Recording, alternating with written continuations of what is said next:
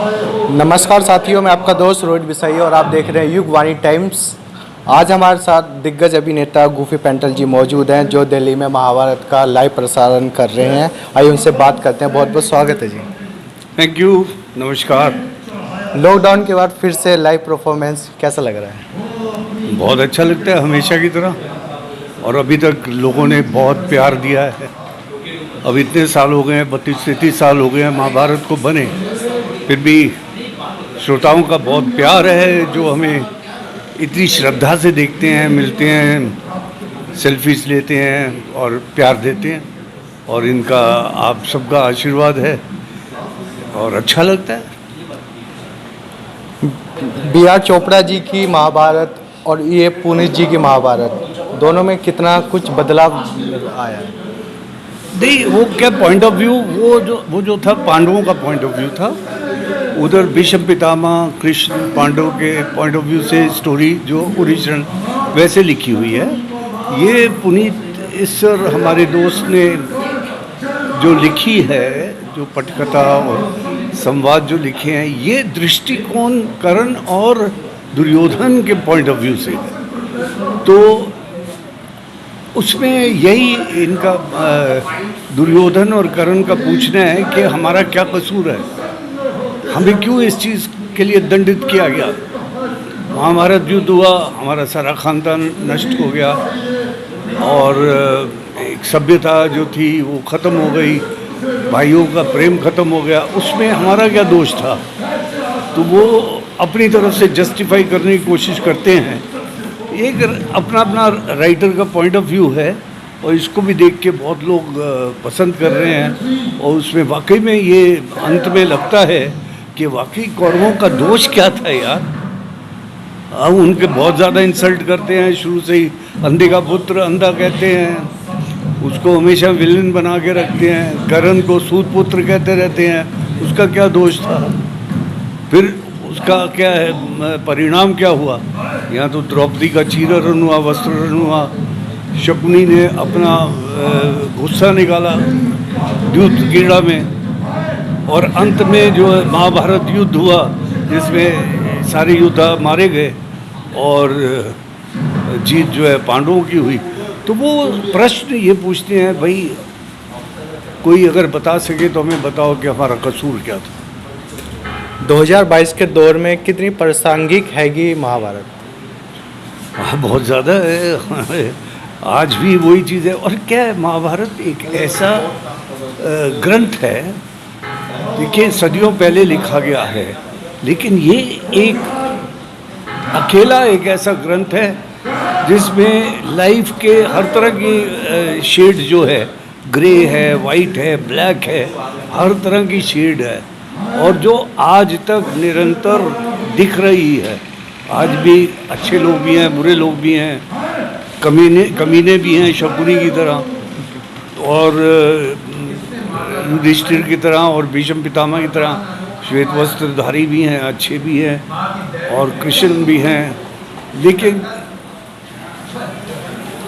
I believe कि शायद ये ह्यूमन टेंडेंसी है, और इंसान जब तक जिंदा रहता है तो ऐसे होता रहा है। और कहते हैं कि जो महाभारत में है वही है, जो नहीं है वो नहीं होता। तो इसमें सब ऐसी चीज़ें हैं जो कि दुनिया में, संसार में हो रही हैं और होती रहेंगी। काफ़ी वर्षों से आप जुड़े हुए हो, तो थिएटर में कितना बदलाव देखा जा रहा है? नहीं, थिएटर हमेशा अच्छा और बुरा दोनों ढंग का रहा है। यहाँ पर हमने अजीब अजीब थिएटर भी देखे हुए हैं, और अभी थिएटर तो बहुत इम्प्रूव कर रहा है, और थिएटर ने बड़े कलाकार हमको, मैं तो जब कास्टिंग कर रहा था महाभारत का और दूसरे सीरियल्स का और फिल्म्स का, तो मैंने थिएटर से बहुत लोग लिए थे। उन दिनों मैं पृथ्वी थिएटर जाया करता था अपने कास्टिंग करने के लिए, तो पृथ्वी से मैंने बहुत उठाए थे आर्टिस्ट। तो theatre has been always first. मतलब सिनेमा और टीवी और वेब सीरीज़ तो बाद में आई है ना, लेकिन आप ये देखिए शकुंतला और ये थिएटर बड़े पुराने हैं भाई, ये पुरानों की तरह पुराने हैं।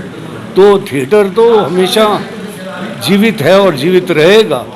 आप चाहे वो थिएटर यहाँ बंगाल की यात्रा उठा के देख लीजिए, तो थिएटर इज़ ऑलवेज, आप किसी भी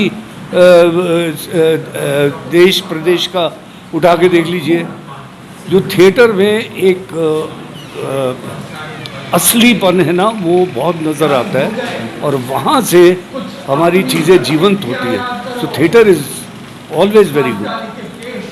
थिएटर से बात, अब हम बात करते हैं फेलिसिटी थिएटर की। काफ़ी सालों से आप जुड़े हुए हो, तो कितना कुछ मिलता जुलता रहा, कितना फेलिसिटी थिएटर से आपका प्रेम? बहुत ज़्यादा प्रेम है, और स्पेशली राहुल बुच्चर जो उसके चेयरमैन हैं, प्रोड्यूसर हैं, और बहुत फैंटास्टिक काम किया उन्होंने फेलिसिटी के थ्रू कि इस थिएटर को वापस फोर फ्रंट पे लाए हैं, और जिसकी वजह से आज हमारे फेलिसिटी ग्रुप को बहुत इज्जत मिलती है, और यहाँ से भी बहुत से आर्टिस्ट पैदा हो रहे हैं, एंड आई थिंक बहुत रेवोल्यूशन है।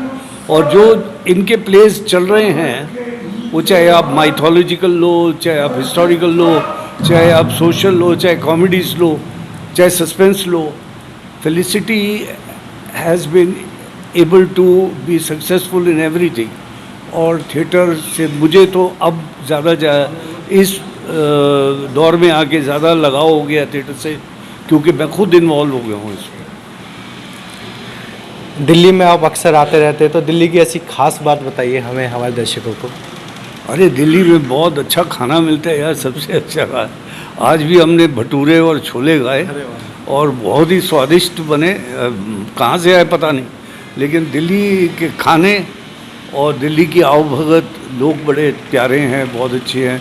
यहाँ की ऑडियंस कमाल की है, मतलब इतने ज़्यादा प्रेमी लोग हैं, थिएटर से प्यार करते हैं और इनका लगाव है।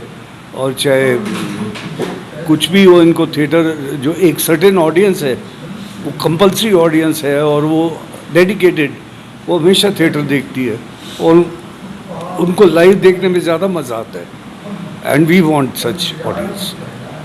शकुनी मामा का आपका जो फेमस डायलॉग है, वो हमारे दर्शकों को सुना दीजिए। मेरे बच्चे, अरे मेरे बच्चे मेरा नहीं था, वो दूसरे का था। अच्छा। मेरा तो भांजे था। प्रिय भांजे, अब मेरा आप इम्तिहान मत लीजिए, आगे थिएटर देख लीजिए अपने आप।